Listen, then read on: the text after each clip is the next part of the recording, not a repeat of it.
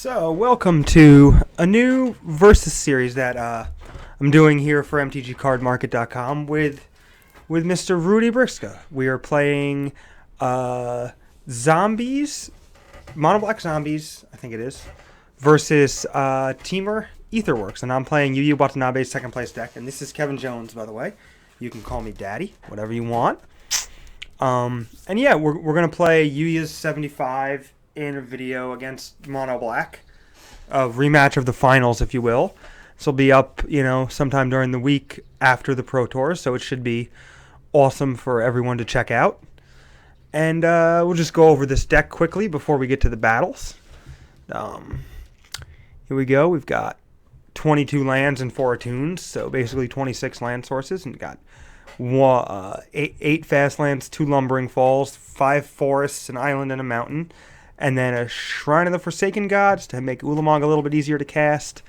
4 Ether Hubs, pretty much the go-to for an energy deck like this. And then there's 3 Censors and a Negate main deck to fight, decks that are playing Planeswalkers on curve, as well as a Marvel Mirror.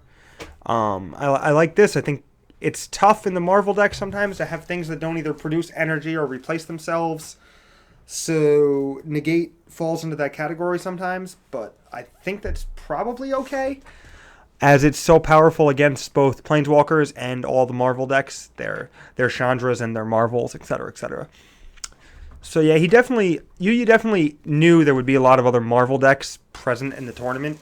You can tell by the way he built his deck, as just after we see the set of Harness Lightning, which is pretty much the standard for any red energy based deck these days. Harness Lightning is one of the best removal spells in Standard, if not the best. So obviously 4 of those there, and then got 3 copies of Dissenter's Deliverance, which is he's going to be using that as a main deck artifact removal. Kills Heart of Kiran on the draw as well as on the play, and it deals with Marvel surprisingly well. So this deck doesn't always have, and Censor is like a known quantity now after the Pro Tour, so they'll be sticking their Marvel down sometimes when they don't have 6 energy.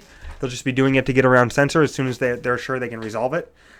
And Dissenter's Deliverance is really good there because you don't have to have the Censor. You can just have the Dissenter's Deliverance and you still punish them for not playing it with 6 mana. And even then, the games do slog sometimes. The first spin doesn't always hit Ulamog, so Deliverance is pretty good there, and you can always cash it in for a card, so that's still great. So yeah, I like that. It's pretty crazy metagaming, but when you think about it, the cost of a card that is 1 green to replace itself is not really that high.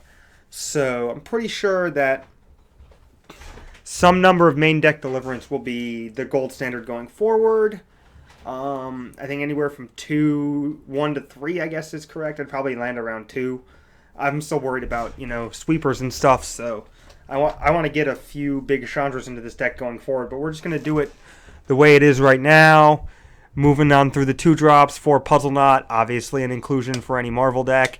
It's worth noting, for those of you who haven't played Marvel before, that the Puzzle Knot Sacrifice will give you 4 mana with Marvel, which gives you an extra 4 energy, gives you an extra energy because of the permanent dying trigger on Marvel. Got in the 2 drops, we got 2 Whirler Virtuoso. I think that going forward it could be 3. Whirler Virtuoso has overperformed for me basically every time I've cast it. 4 Rogue Refiner, which I would never leave home without in this deck, replaces itself and provides the energy perfect for this deck. 1K return, so that late game, your Ulamogs have super more impact, and it gives you just a little bit of high impact Marvel hits, and you can flash it back with Gear Hulk, so you can get two uses out of it a couple different ways, and the second half of it, the 5 damage half, is super powerful against Black, Green, Mardu, etc. Even the Fair plan, when you play against another Marvel deck and they're trying to just cheese you out with creatures, you can get them for that. 4 Marvels and 4 Glimmers. I think that the Marvel deck that plays with untapped mana when it's not Marveling is the best one. I think the Yuya agreed, and I think Glimmer of Genius is super good, especially with this Torrential Gear Hulk here. Helps you find Marvel or removal spells and just keeps you at high velocity. I like that a lot, so we're going to be going with that. The other versions that play like Bounty of the Luxa or Chandra Torch of Defiance, I don't like either of those cards. They're a little mopey and like don't really do too much towards just plowing through your deck and marveling as fast as you can, or making sure that you can keep going after you marvel the first time. Think that that Glimmer helps with that too. Sometimes you need the extra 2 energy to marvel, especially in matchups where like you're trimming Harness Lightnings or you're trimming a Rogue Refiner here or there, or maybe taking out a tune on the draw, something like that. You might take out 1 Glimmer, but you're really taking out too many. The card is just super, super good. I've been playing a lot with this type of deck anyway, so I've been able to figure that out, which is good. The 1 Torrential Gearhulk, some extra utility for your Harness Lightnings and your Glimmers, a decent Marvel target, and a great way to win the game after you get dispossessed or lost legacied for your Ulamogs or your Marvels. And I like having a second one on the board, but Yu doesn't. And then there's 3 Ulamogs. I also don't like having 4. They clog up your hand a ton, and with only Shrine to help you cast them, it's just not the best to get them stuck in your hand. So we're going to move on over here and look at the board.